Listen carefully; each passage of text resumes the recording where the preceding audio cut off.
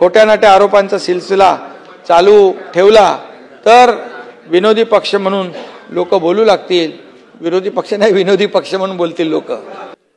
जाता जाता एक भास्करराव शेर बोलतो, गालिब बोलू का?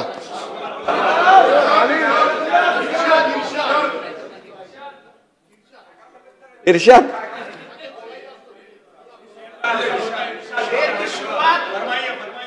ईशा का दिशा, दिशा का ईशा का है?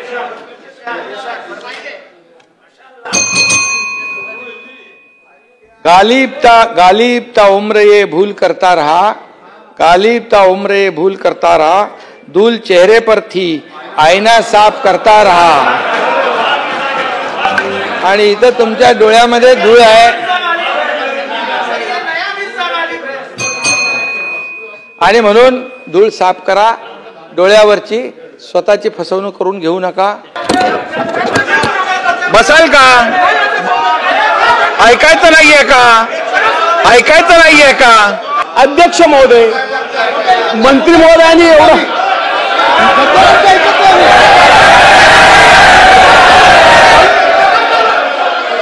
पाहताना डोळे बंद करून पाहिलं तर अंधारच दिसणार आहे, उजेड दिसणार नाही. आणि म्हणून विरोधी पक्ष म्हणून फक्त विरोधाला विरोध करू नका. खोट्या नाट्या आरोपांचा सिलसिला चालू ठेवला तर विनोदी पक्ष म्हणून लोक बोलू लागतील. विरोधी पक्ष नाही, विनोदी पक्ष म्हणून बोलतील लोक. तुम्हाला नाही बोलत. आणि म्हणून या ठिकाणी मी एवढंच सांगतो जाता जाता की आपण जे काही केलंय, जे तुम्ही जसं बोलाल, जे आपण आरोप कराल त्याला बेस असला पाहिजे, त्याला खऱ्या अर्थाने वस्तुस्थिती असली पाहिजे, वास्तवता असली पाहिजे. केलेलं काम आपल्या समोर आम्ही ठेवलेलं आहे.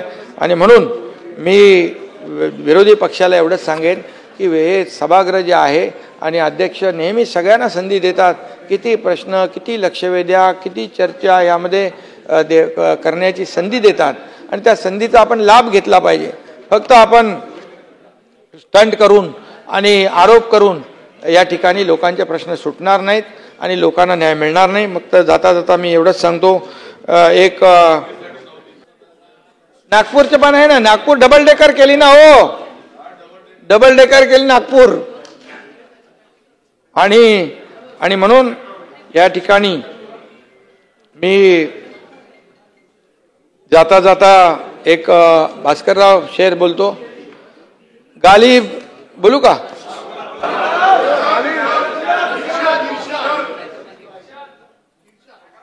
इर्शाद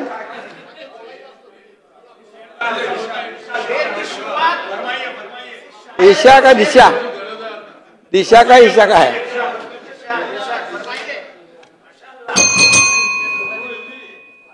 गालिब ता उम्र ये भूल करता रहा, गालिब ता उम्र ये भूल करता रहा, धूल चेहरे पर थी आईना साफ करता रहा. आणि इथं तुमच्या डोळ्यामध्ये धूळ आहे आणि म्हणून धूळ साफ करा डोळ्यावरची. स्वतःची फसवणूक करून घेऊ नका. जरा उघड्या डोळ्यांनी बघा, उघड्या डोळे बघा नीट, तर आपल्याला दिसेल महाराष्ट्र नीट. सभागृहाने या प्रस्तावावर चर्चा एक बसा बसा बसा ऐकून तर घ्या. ओ कशाला उभा राहिलो असं वाटेल, बसून घ्या, मी बोलल्यानंतर बोला. बसा, असं नाही चालणार. भास्करराव तुम्ही ऐका तर खरं, ओ ऐका तर खरं.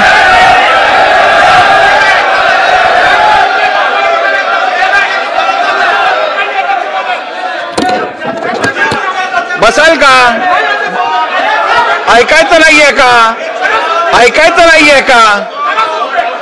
या चर्चेला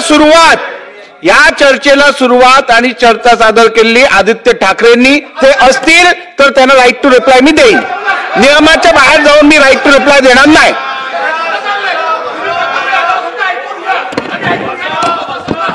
एक मिनिट ऐका.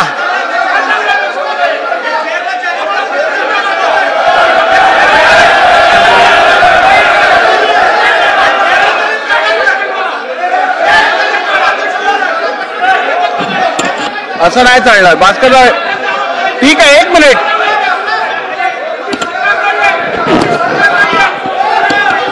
ऐकून घ्या. बसून घ्या, बसून घ्या, बसून घ्या. अहो मला बोलू द्या, असं काय करता? बसून घ्या, बसून घ्या. खाली बसा, खाली बसा, खाली बसा. सन्मान्य सदस्य भास्कर जाधव साहेबांनी आज इकडे एक हरकतीचा मुद्दा घेतला असं मी समजतो.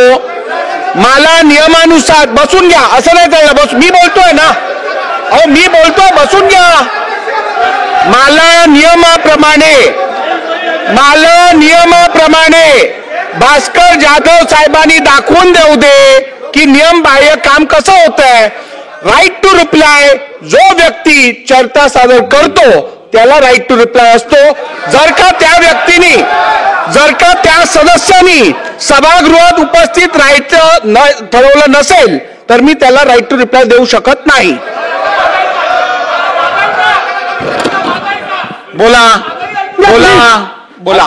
अध्यक्ष महोदय, बसून घ्या, बसून घ्या, बसून घ्या, बसून घ्या, बसून घ्या, बसून घ्या. ठीक आहे, आपण ऐकूया. हरकतीचा मुद्दा घेतलाय, मी रुलिंग देईन. मला सन्मान्य सदस्यांनी दाखवू दे नियमाप्रमाणे मी कुठे चुकतोय, मी ते स्वीकारीन. ठीक आहे. अध्यक्ष महोदय,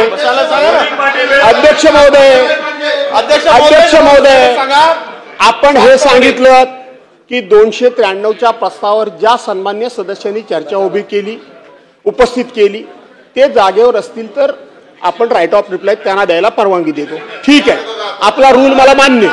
पण अध्यक्ष महोदय, मंत्री महोदयांनी एवढं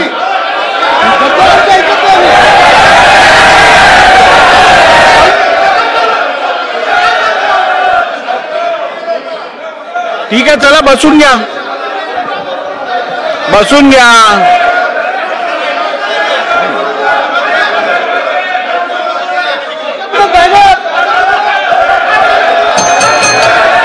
सभागृहाची बैठक 10 मिनिटांसाठी स्थगित केली जात आहे. अशाच नवनवीन अपडेट्ससाठी डिजिटल कोल्हापूर चॅनलला सबस्क्राईब करायला विसरू नका.